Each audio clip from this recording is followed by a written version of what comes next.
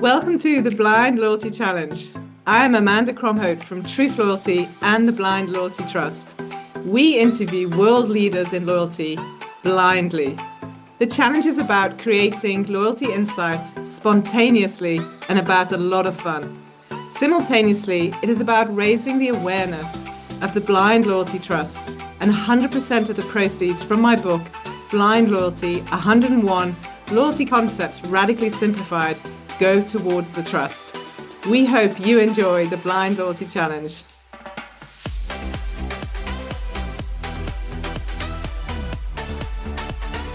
So it's always a treat to do the Blind Loyalty Challenge with people I know super well. And Jay and I have known each other for a long time, but actually only met in person once, but have met online too many times to mention. So Jay is the founder and partner of Ascendant Loyalty Marketing in the US. And we've been doing work together for many years. And he's been a speaker at our Leaders in Loyalty Summit twice. So Jay, welcome to the Blind Loyalty Challenge. Thank you, man. It's great to be here. I'm looking forward to this and a little nervous. Yeah, it's good to see a few nerves. In fact, actually, I do know you well enough to tell that you're slightly more nervous than our normal calls. So please don't be. Okay, so your first question is from someone who you've recently connected with actually through ourselves. So it's from Jason Fu from BBDO. And Jason's question, I know you know a lot about this because we were on a webinar recently about it. His question is, what is the impact AI is going to have on the future of loyalty and customer experience? It's that hot topic that keeps coming back to us. Yeah, it's a great question, Amanda. And I'm going to take it a little different because everybody's going to talk about how, it affects customer service and customer loyalty.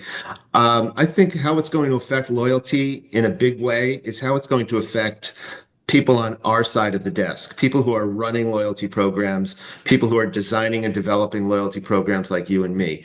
And it's going to go one of two ways. It's either going to put us out of business or it's going to make us more important and our jobs a little easier, because there is a lot coming on. I mean, right now, just think of people can go into Chat GPT and say, write me a loyalty strategy for a brand that does X, X, X, Y, and Z, that kind of thing. So when they think, well, that can just take the place of hiring somebody to design a program. Yeah. Obviously, it can't. There's a lot more nuance that has to go into it. But I think as the ability to manage and succinctly bring data together and create the relationships among different parts of data is going to get stronger and more powerful, then the ability to do those kinds of things and to develop not just strategies and tactics for programs, but implement and execute on those is going to get a lot easier for anyone to do. So I think that's where you're going to see a big impact in AI over the next few years. Without question, when I chat to clients actually, and they show me, even if it's not in the strategy side, so I think you've taken it to the next level of strategy, but in the advertising side, like how they say, just look at this ad we created, there's not a human involved in it. And it's like, I'm sure you can tell when you scratch beneath the surface, but like beautiful modeling, beautiful, the whole execution of it is outstanding. You're like, okay, that's different. And how quickly it happens. So see, just very quickly on the other side, we're going to see a lot better customer service because the ability for frontline service people to have the knowledge of the world and the knowledge of their specific tiny part of the world, whether it be cookware or horses or any other, topic that they're trying to understand to better serve their customers, is going to be at their fingertips much easier. Yeah, super. Great, lovely answer. Thanks, Joe. So the second question that I know you could speak forever about, because we actually invited you to speak at Leaders in Loyalty Summit in Cape Town last year. So the killer question, chapter 90 actually of Blind Loyalty talks about measuring uplift. So we obviously know the difference between incrementality and measuring member versus non-member, but in terms of incrementality, typically in a retailer, you shared a great example at the summit. So if you could give us a quick response to that, like how do you measure incrementality when you don't necessarily have the members' data before they joined? Yeah, that's there's there's a different answer for every use case in that situation. And I always say when everybody's asking me questions, well, the answer is it depends. I can tell you right now. Yeah. And however, there are some techniques to be able to do that. One, of course, is to use some kind of an A/B test or a test versus control. If you have the ability to, in a retail environment, let's say you have enough locations or the ability to split out some people having effect of the program and some people not having the effect of the program, and that being the only variable mainly, without a lot of noise, then you can really test out. We're doing that in two cases right now, in fact, but that's probably the best way to really understand the value of the program and the incremental value that you're getting. Another way to do it if you don't have something like that is to think about, well, we're never going to be able to truly understand the incremental value to the dollar of how this program is working. What can we understand? So, for example, one thing we like to do is we look at people who, and again, we didn't have any insight as to how they were purchasing in the past, so we can't do that. But Yeah. once this program is in place, you look at people who have enrolled in the program and have engaged in the same way, and maybe let's say they've earned a reward. Uh, those who have used that reward versus those who have not used that reward, you can look at the engagement rate moving forward from them from that point on and determine what is the value of providing a reward to somebody. Does it mean anything? Does it incentivize people? So we've done that in the past where, say, you look at it for a 3 or 4 month period, two people, you and I both earn a reward. I redeem that reward and you don't. Okay, Yeah. let's look at our behavior over the next 6 months or 12 months, whatever the number is, and determine, has Jay's behavior improved more than Amanda's?